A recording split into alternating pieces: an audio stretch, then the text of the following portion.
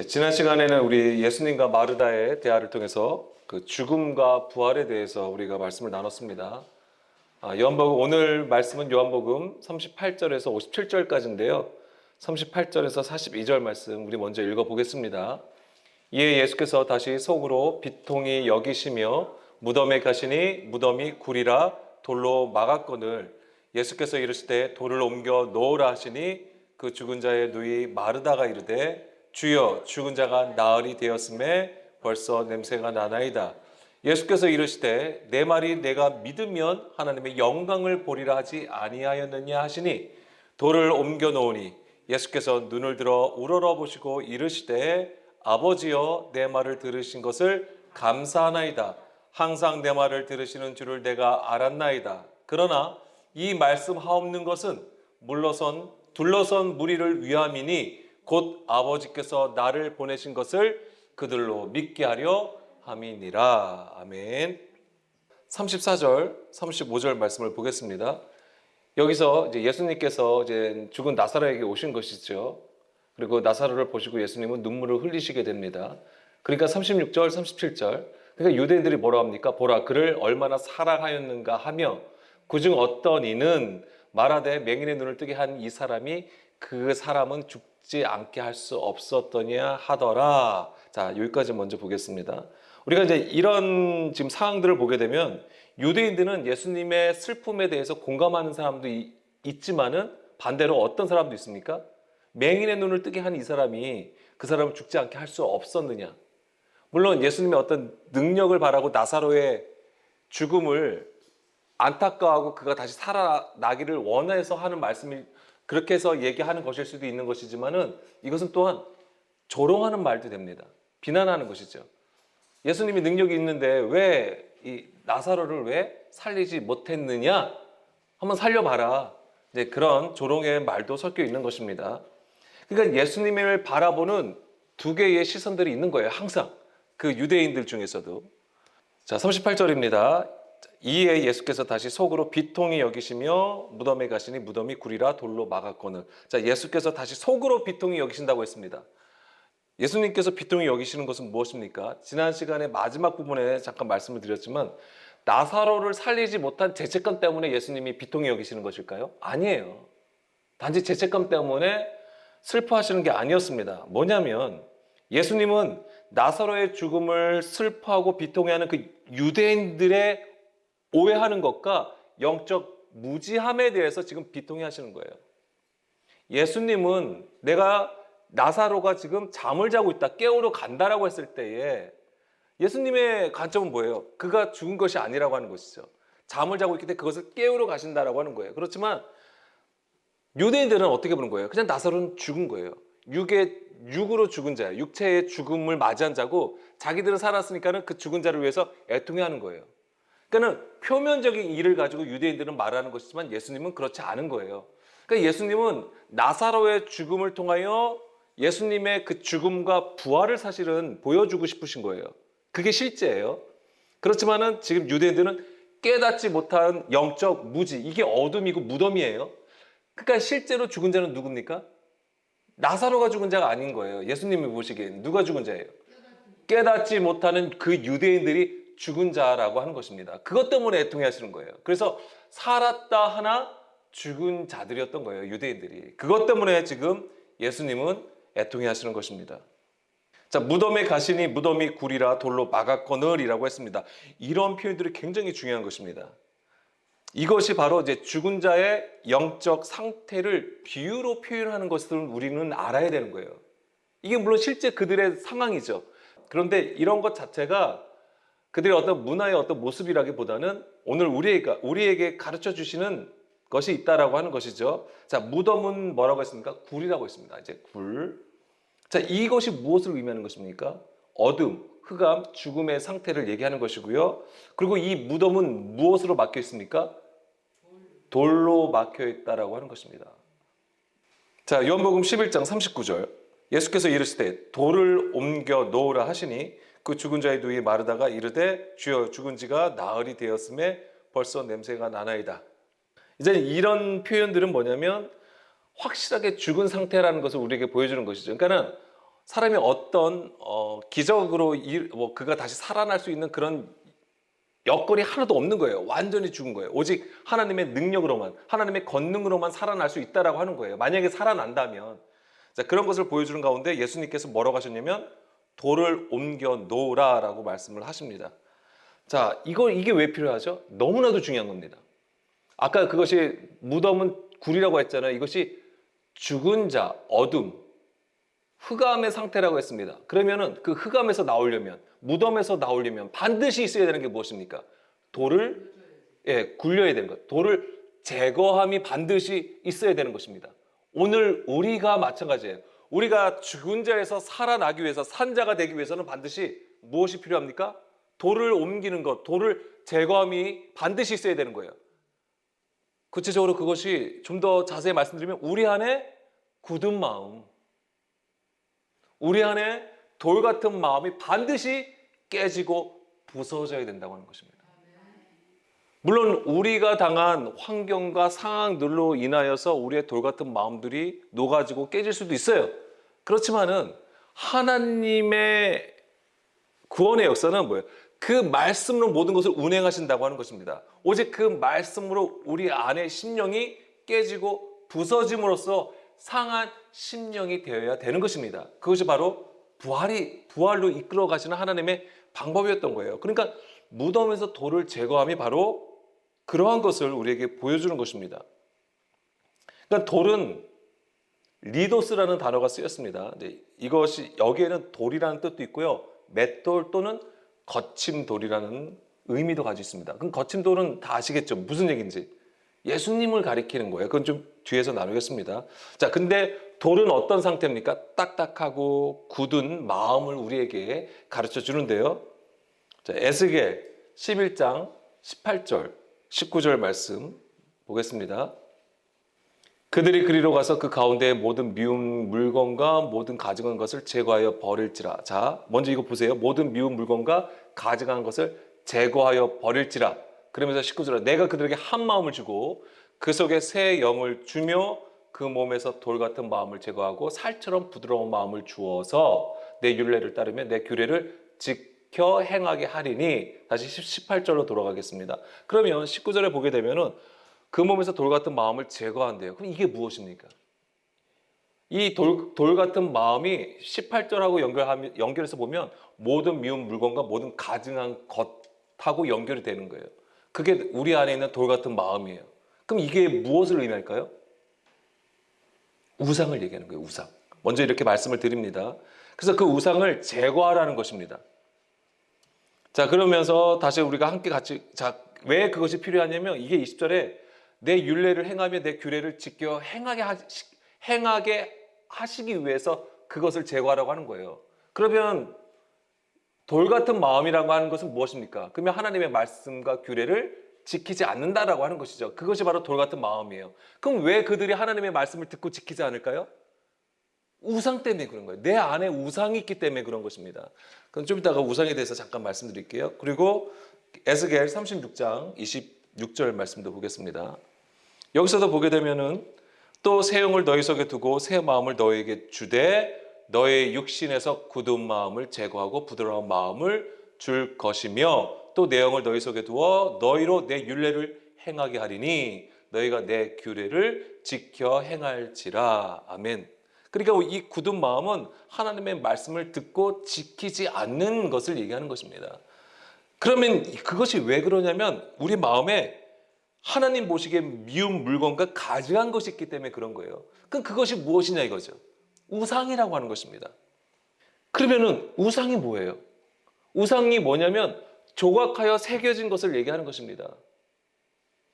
그래서 이사야 선지자나 예레미야 선지자가 뭐라고 했냐면 우상은 호흡이 없는 거고 생기가 없는 것이고 허망한 것이고 거짓 것이라고 얘기를 하고 있습니다.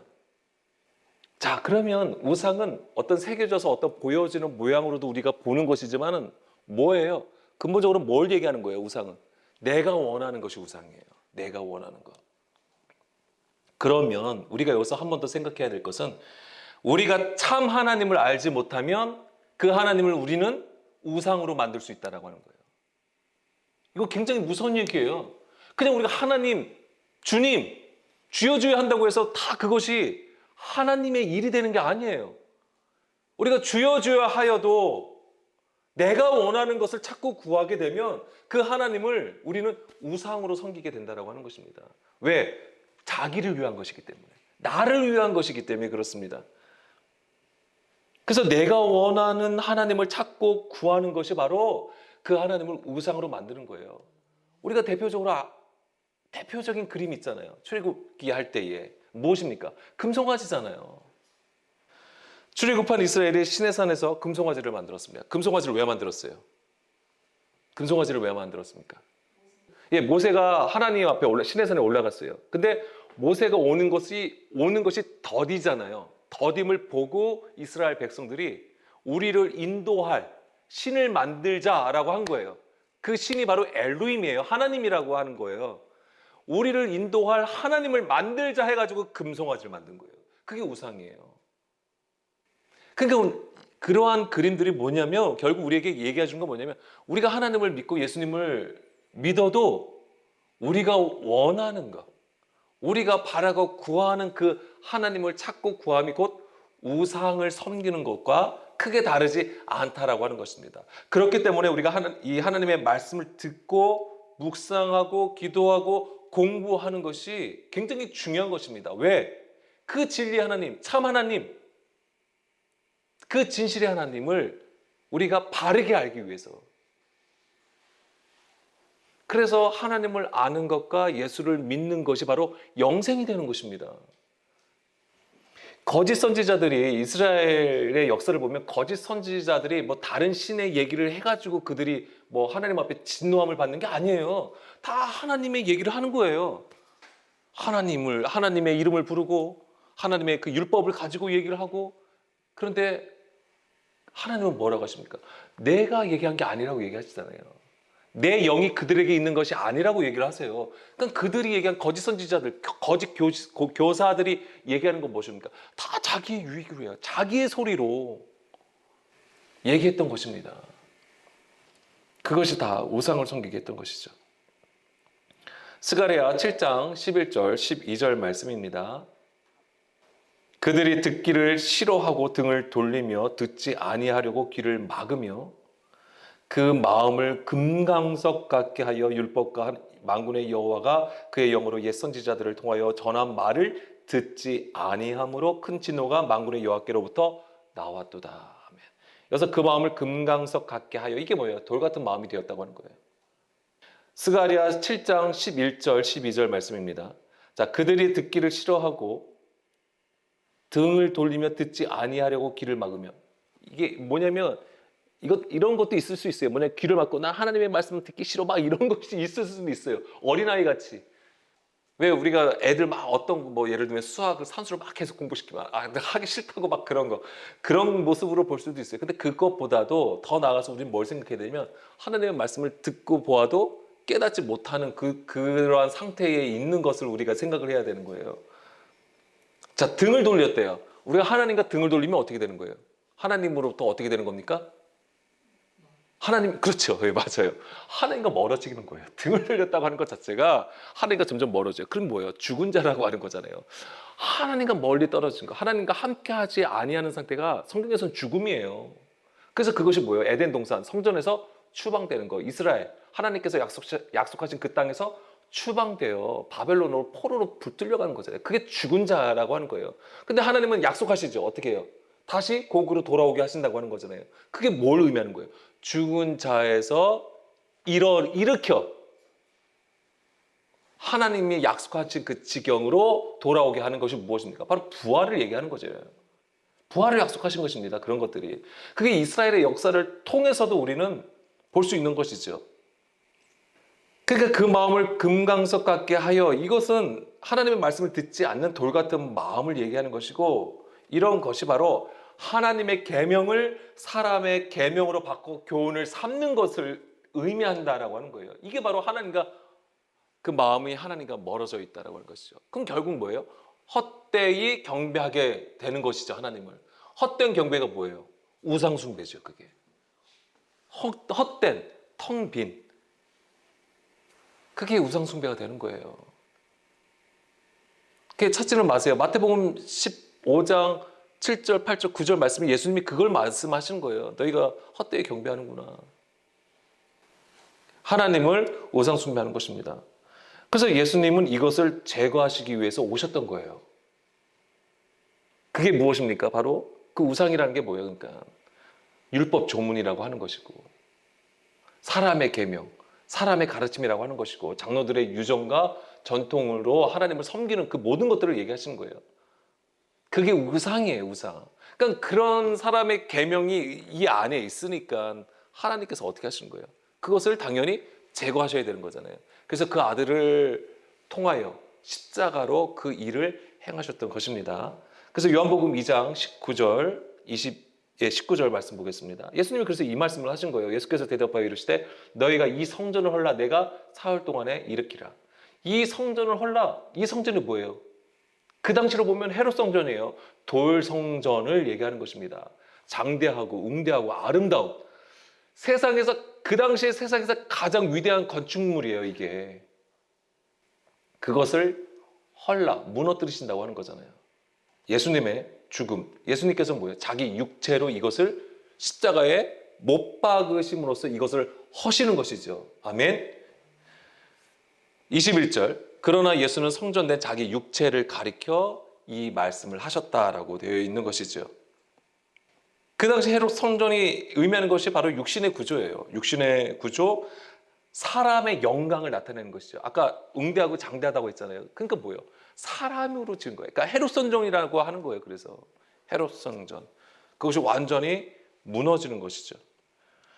자, 마태복음 23장 37절. 그래서 이 얘기를 우리는 또 보게 되는 것이죠. 예루살렘아 예루살렘아 선지자들을 죽이고 내게 파송된 자들을 돌로 치는 자여. 자, 여기서도 보세요. 예루살렘아, 야, 선지자들. 자, 예루살렘아 예루살렘, 이스라엘 백성들을 얘기하는 거잖아요. 근데 선지자들을 죽이고 내게 파송된 자들, 이거는 뭐예요? 하나님의 말씀을 가지고 복음을 전하는 자들이잖아요. 그런데 그들을 어떻게 해요? 돌로 쳐 죽인다요. 돌로 치는 자요. 누가요? 유대인들이, 하나님의 백성들이. 이 얘기는 뭐예요? 그 마음에 돌 같은 마음을 가지고 있음을 얘기하는 거예요, 이게. 돌 같은 마음이 있기 때문에 이 돌로 그냥 선지자들을 죽이는 거예요, 이게. 선지자들 순교하게 됩니다. 암탉이 그 새끼를 날개 아래에 모음같이. 하나님의 목적은 이거예요. 하나님의 품에 모으려고 하는 거예요. 이스라엘 백성들로 하여금, 그들로 하여금 사람의 가르친 사람의 일로 행했던 그 모든 것에서 돌이켜 회개하여 회심하여 하나님께 돌아오게 하시기 위해서 선지자들을 보내신 거예요. 그러나 그들은 원치 아니하였다라고 하죠. 그러니까 하나님께서 하시는 게 뭐예요? 38절, 보라 너희 집이 황폐하여 버려진 바 되리라. 이렇게 되는 거예요. 너희 집, 그들이 섬기는 성전, 돌성전을 상징하는 것이죠. 이것을 무너뜨리시는 것이죠. 그러니까 마태복음 21장, 이게 24장, 이게 이어지는 것입니다. 24장 1절에 보게 되면 예수께서 성전에서 나와서 가실 때에 제자들이 성전 건물들을 가리켜 보이려고 나오니 예수님께서 뭐라고 하십니까? 너희가 이 모든 것을 보지 못하느냐? 내가 진실로 너에게 이르노니 돌 하나도 돌 위에 남지 않고 다 무너뜨려지리라. 아멘. 예수님께서 이것을 십자가에서 하신 것이죠.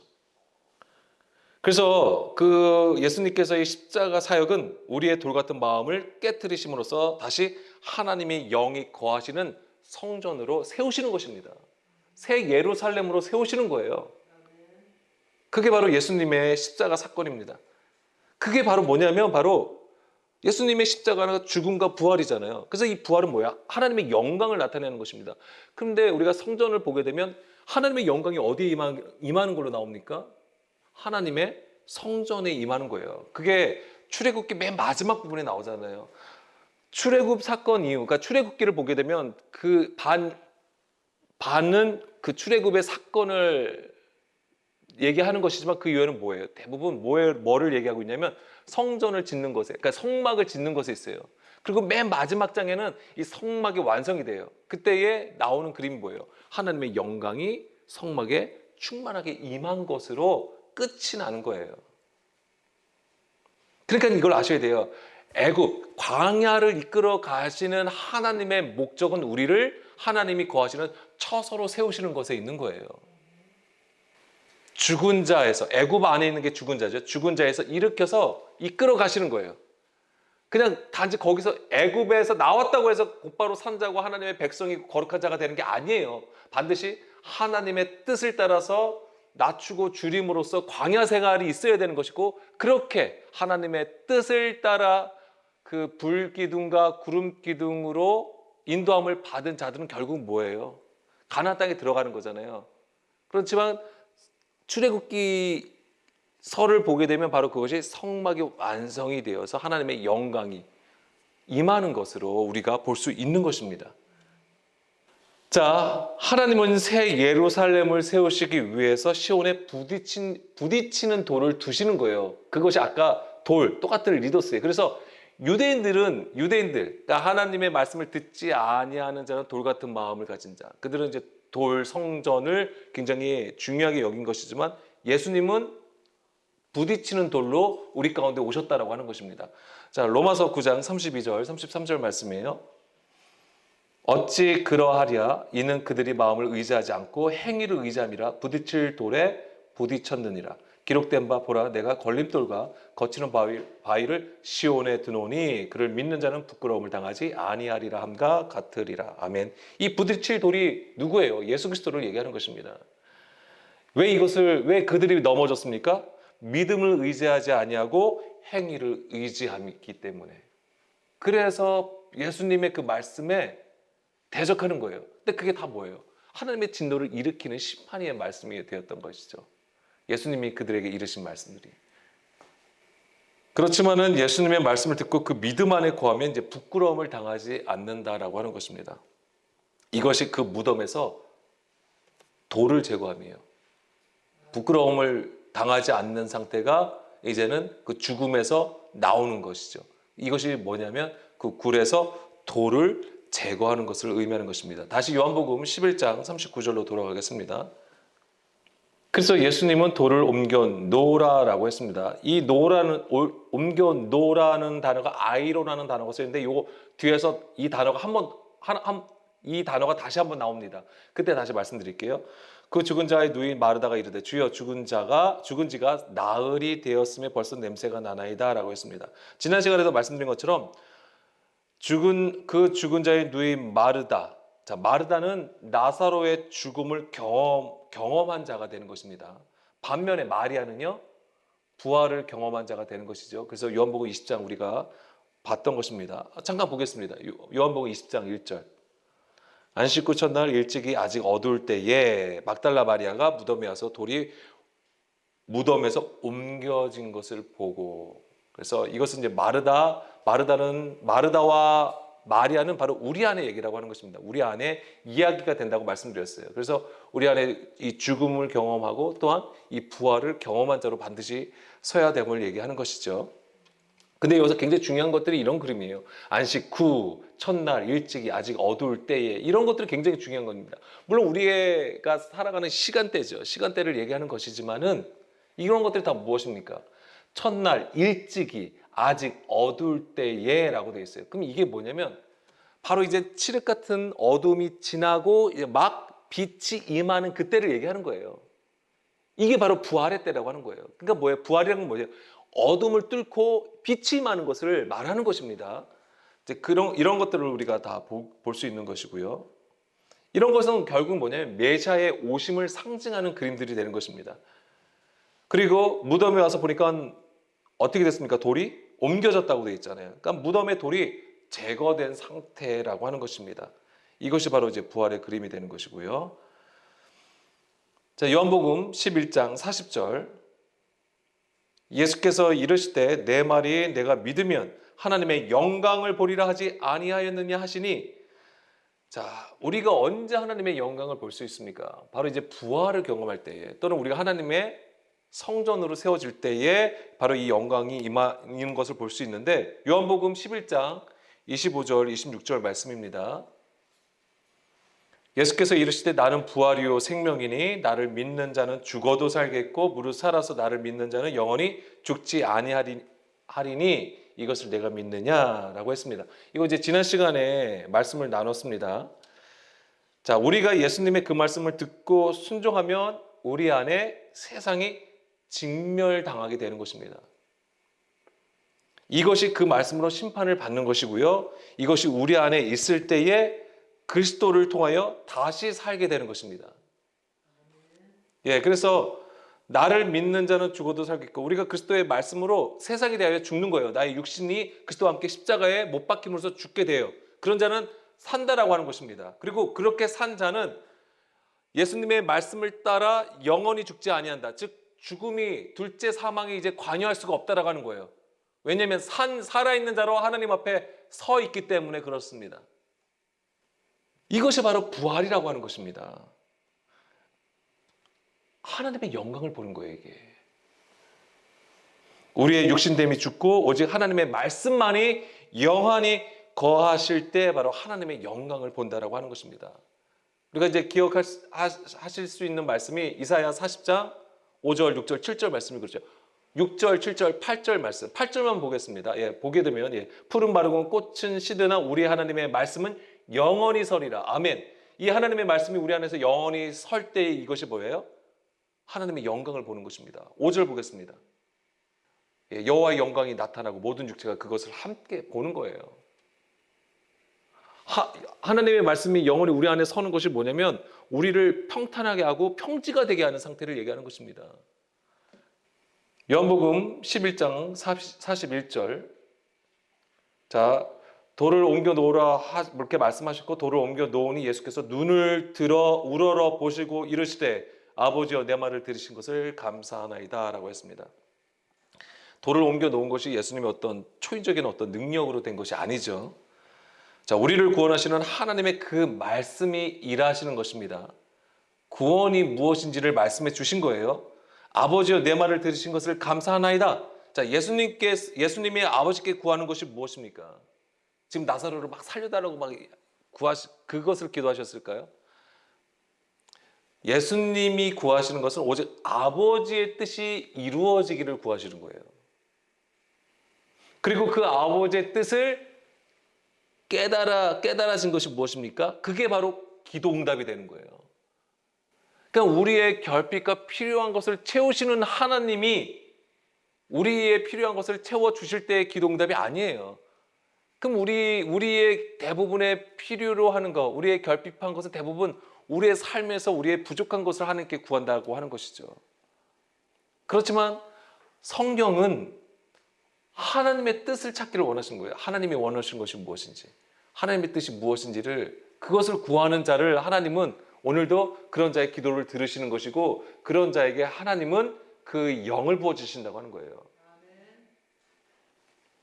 여기서 눈을 들어 우러러 본다고 했잖아요. 여기서 눈을 들어, 이게 아이로라는 단어예요. 아이로. 이게 아까 돌을 옮겨 놓으라 할 때 옮겨 놓다도 똑같은 단어예요. 아이로예요. 그러니까 돌을 옮기는 것, 돌을 들어서 옮기는 것이 뭐냐면 하나님의 위를 보는 거예요. 눈을 들어서 위를 보는 것을 의미하는 것입니다. 그러니까는 땅의 것을 찾지 아니하고 위의 것을 찾음을 얘기하는 것입니다. 이게 돌을 제거한다는 게 그거예요. 그러니까 우리 안에 돌 같은 마음을 제거함이 무슨 얘기냐면 이제 사람의 일을 구하지 아니하고 땅의 것을 구하지 아니하고 위의 것, 하나님의 것, 영의 일을 구하는 상태가 됨을 얘기하는 거예요. 그것이 바로 부활을 가진 자들이 바로 하나님 앞에 서는 것이죠. 42절.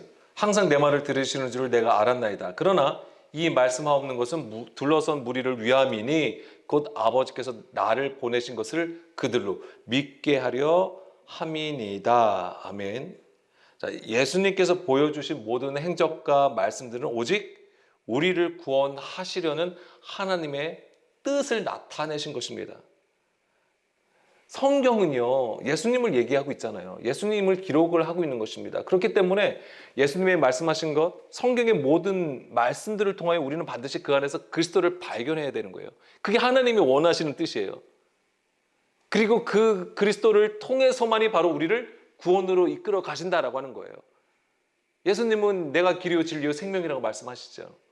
내가 부활이고 생명이라고 말씀을 하시잖아요. 그럼 오직 예수 그리스도를 통해서만이 우리는 그 구원으로 나갈 수 있는 것입니다. 43절, 44절 말씀입니다.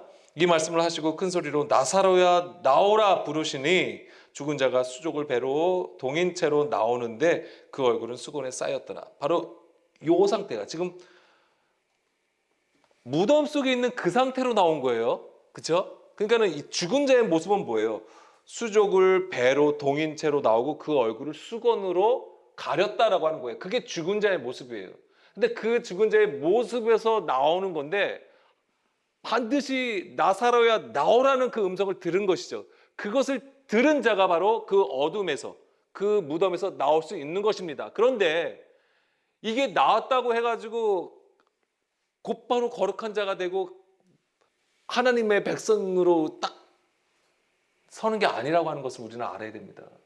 왜냐하면 출애굽한 백성들이 처음부터 그들이 애굽에서 나왔기 때문에 하나님의 거룩한 장성한 자로서 하나님을 대한 게 아니에요. 신의 산에서 하나님께서 임하셨어요. 그때 백성들의 반응은 뭐였습니까? 하나님 옆에 서질 못했어요. 오히려 죽을 것 같으니까는 모세 보고 중보해달라고 부탁을 하잖아요. 그런 모습이라고, 어린아이 같은 모습이라고 하는 거예요. 이런 것이 또한 그러한 것을 보여준다라고 하는 것입니다. 예수님은 그렇게 나온 나사로에게 나사로를 어떻게 하셨냐면 풀어놓아 다니게 하라라고 하십니다. 풀어놓아 다니게 하라. 풀어놓아, 리우. 이게 풀어주다, 깨트리다, 파괴하다라는 뜻을 가지고 있습니다. 그러니까 뭐예요? 묶여있는 것, 매어있는 것으로부터 풀어주라고 하는 거예요. 뭐예요? 묶여있는 것으로부터 자유롭게 하라고 하는 것입니다. 요한복음 8장 31절 말씀해 보기에는 무엇으로 우리가 자유롭게 됩니까? 진리를 알므로 자유케 되는 것입니다. 자, 베드로후서 3장 10절 말씀을 보겠습니다. 그러나 주의 날이 도둑같이 오리니 그날에는 하늘이 큰 소리로 떠나가고 물질이 뜨거운 불에 풀어지고 리우. 아까 이 매였던 것에서 뭐예요? 풀어주라고 예수님이 말씀하셨잖아요. 그 단어와 같은 거예요.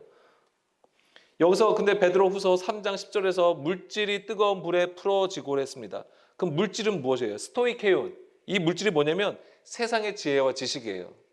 세상 지혜, 지식을 얘기하는 것입니다. 율법 조문을 얘기하는 거예요. 근데 이것을 뜨거운 불에 풀어진다고 하는 것은 뭐예요? 뜨거운 불이 뭘 얘기할 거예요?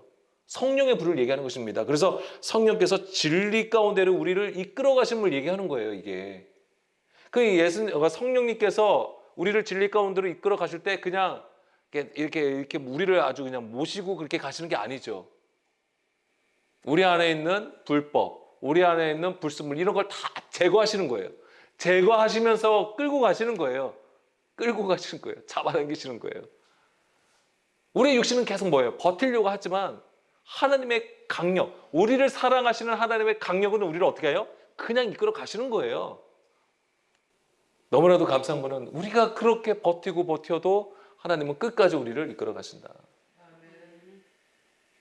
그런데 그 이끌어 가시려고 하는 그 손길마저 우리가 내치면 안 되는 것이죠.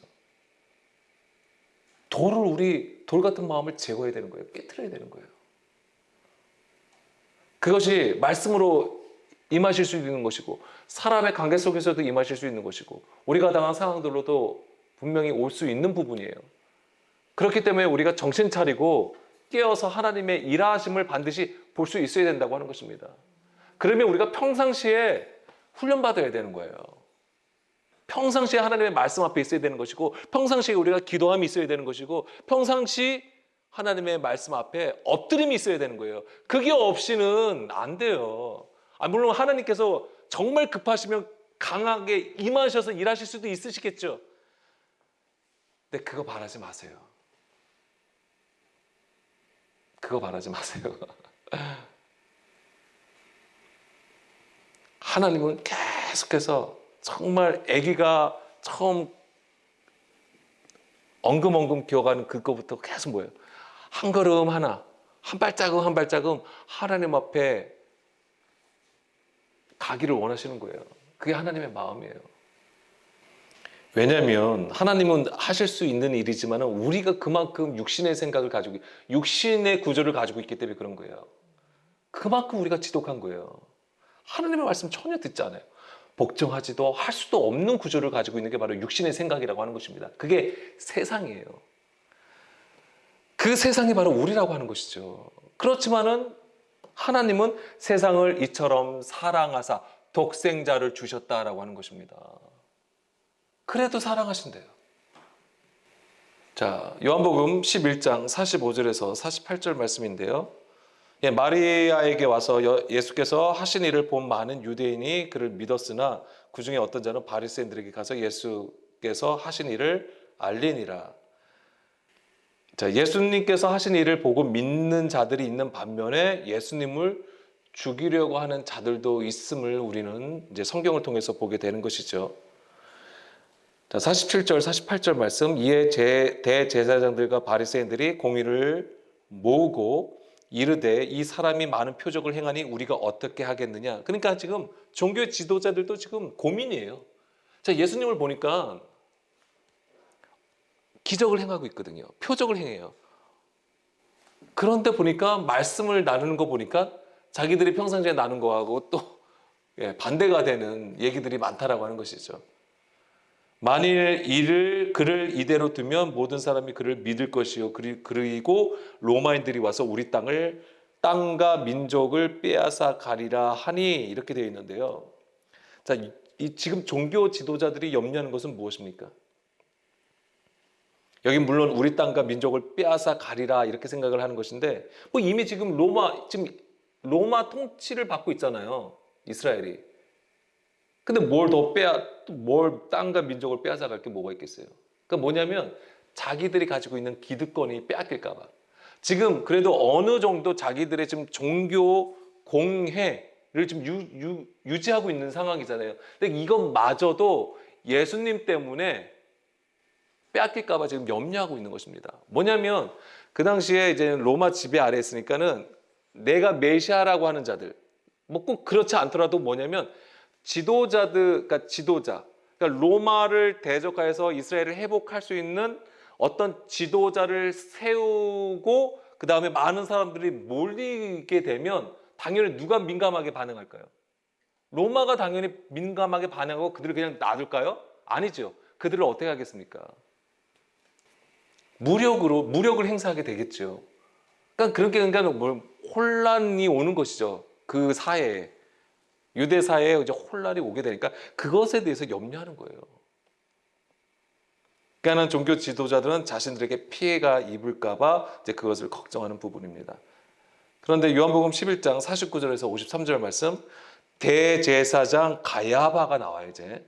자, 가야바의 말은 매우 정치적인 발언이라는 것을 우리는 알아야 됩니다. 뭐냐면 그 중에 한 사람 그의 대제사장인 가야바가 그들에게 말하되 너희가 아무것도 알지 못하는도다. 이게 마치 굉장히 똑똑한 사람처럼 이제 얘기를 합니다. 한 사람이 백성을 위하여 죽어서 온 민족이 망하지 않게 되는 것이 너희에게 유익한 줄을 생각하지 아니하는도다. 그러니까 뭐예요? 지금 이 가야바가 생각하는 건 뭐예요? 누구를 희생물로 삼자?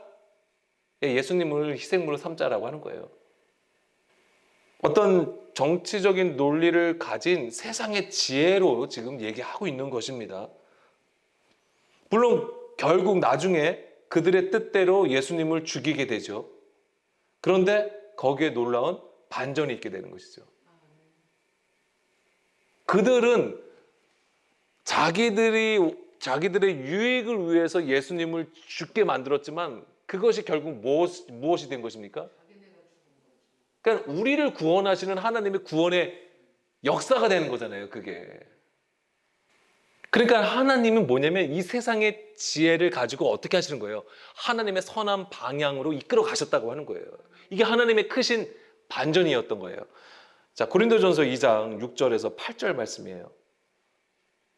그러나 우리가 온전한 자들 중에서는 지혜를 말하노니 이는 이 세상의 지혜가 아니요 또 이 세상에서 없어질 통치자들의 지혜도 아니요 오직 은밀한 가운데 있는 하나님의 지혜를 말하는 것으로서 곧 감춰졌던 것인데, 자, 감춰졌던 거예요. 그러니까 아무리 뛰어난 지혜와 지식을 가지고 있어도 하나님의 이 감추어진 비밀을 몰랐던 거예요.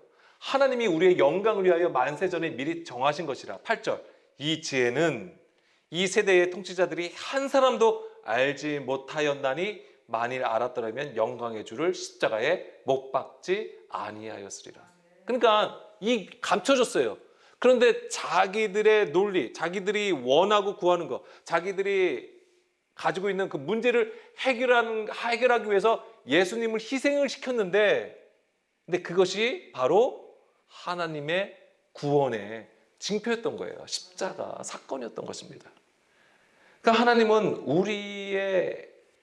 우리가 어떤 계획을 세울다 할지라도 그것이 악하든 선하든, 근데 그것이 왜 하나님 보시기에는 뭐냐면 우리로부터 나온 것이 문제가 되는 거예요. 근데 그렇다고 할지라도 뭐예요? 경영하시는 것은 하나님의 선한 방향으로 이끌어 가신다라고 하는 것입니다. 그렇기 때문에 오늘 우리는 더더욱더 이 하나님 앞에 의지할 수밖에 없다라고 하는 것입니다. 지금 우리의 형편이 어렵고 힘들다 할지라도 하나님은 반드시 우리를 그 선한 방향으로 이끌어 가신다라고 하는 거예요. 이거는 그리스도를 통해서 우리에게 보여주신 약속이에요. 하나님은 시온에 부딪히는 돌을 두셨습니다. 부딪히셔서 넘어지시겠어요? 하나님의 이 비밀, 하나님께서 감추어 두신 그 지혜를 오늘 우리는 그리스도를 통하여 반드시 보고 듣고 깨달아야 되는 것입니다. 이것이 바로 우리 안에 있는 돌을 제거하는 거예요. 그런데 너무나도 놀랍게도 이 하나님의 지혜, 하나님을 아는 것을 방해하는 것들이 있다라고 하는 것입니다. 마지막으로 마태복음 27장 62절에서 66절 말씀 보겠습니다. 보세요. 여기서 보면 그 이튿날에 준비일 다음 날이라. 자, 예수님께서 이제 죽으셨단 말이에요. 대제사장들과 바리새인들이 함께 빌라도에게 모여 이르되 주여 저 속이던 자가 살아있을 때에 말하되 내가 사흘 후에 다시 살아나리라 한 것을 우리가 기억하노니 그러므로 명령하여 이 무덤을 사흘까지 굳게 지키게 하소서. 그의 제자들이 와서 시체를 도둑질하여 가고 백성에게 말하되 그가 죽은 자 가운데서 살아났다 하면 후에 속임이 전보다 더 클까 하나이다 하니 빌라도가 이르되 너희에게 경비병이 있으니 가서 힘대로 굳게 지키라 하거늘 그들이 경비병과 함께 가서 돌을 임봉하고 무덤을 굳게 지키니라. 자, 무덤에서 돌을 임봉하여 무덤을 지키는 것, 이게 무엇입니까? 예, 이게 뭐냐면 위에 보면은 종교 지도자들이 예수님이 그래도 내가 죽고 사흘 동안에 살아난다는 얘기를 기억을 하고 빌라도에게 얘기를 하는 거잖아. 경비병을 세워서 제자들이 예수님의 시체를 가지고 간 다음에 예수님이 부활하였다 거짓말을 못하게 하라. 그런 일이 없도록 경비병을 세워서 무덤을 지키게 해달라고 얘기하는 거잖아요. 이 돌이 무엇이냐면, 그러니까 뭐예요? 이 부활, 돌이 임봉되어 있다, 불을 막고 있다는 것은 부활을 하지 못하게 하는 것을 얘기하는 거예요. 이게 뭘 얘기하는 거예요? 부활을 방해하는 것, 하나님의 영광을 방해하는 것이 무엇입니까? 육신의 생각이라고 하는 거예요. 지금 이 종교 지도자들이 육신의 생각을 가지고 지금 예수님의 그 부활을 막고 있는 거예요. 그러니까 아셔야 돼요. 뭐냐면 우리의 육신의 생각이 하나님의 영광을 가린다라고 하는 것입니다. 그렇기 때문에 우리는 반드시 예수님의 그 십자가를 통하여 우리의 육신의 생각이 완전히 십자가에 못 박혀야 되는 것입니다. 그래야지만 우리가 그 무덤에서 나올 수 있는 거예요. 오늘 우리가 이 하나님의 뜻을 쫓고 구함에 있어서 정말 우리 안에 있는 돌 같은 마음, 우리 안에 굳은 마음들, 이런 것이 있는지 없는지를 다시 한번 살펴보기를 원하고요. 있다면 주님 그 돌을 제거하여 주시옵소서. 다시 말씀드리면 우리 안에 있는 육신의 생각, 우리가 하나님을 진정으로 그 믿음으로 하나님의 말씀을 듣기를 원합니다. 행위에 있지 않습니다. 절대로. 오늘도 우리 안에 있는 굳은 마음, 돌 같은 마음들을 제거해 주시기를 간절히 원하면서 우리 하나님 앞에 기도하기를 원합니다. 이 시간 함께 기도하시겠습니다.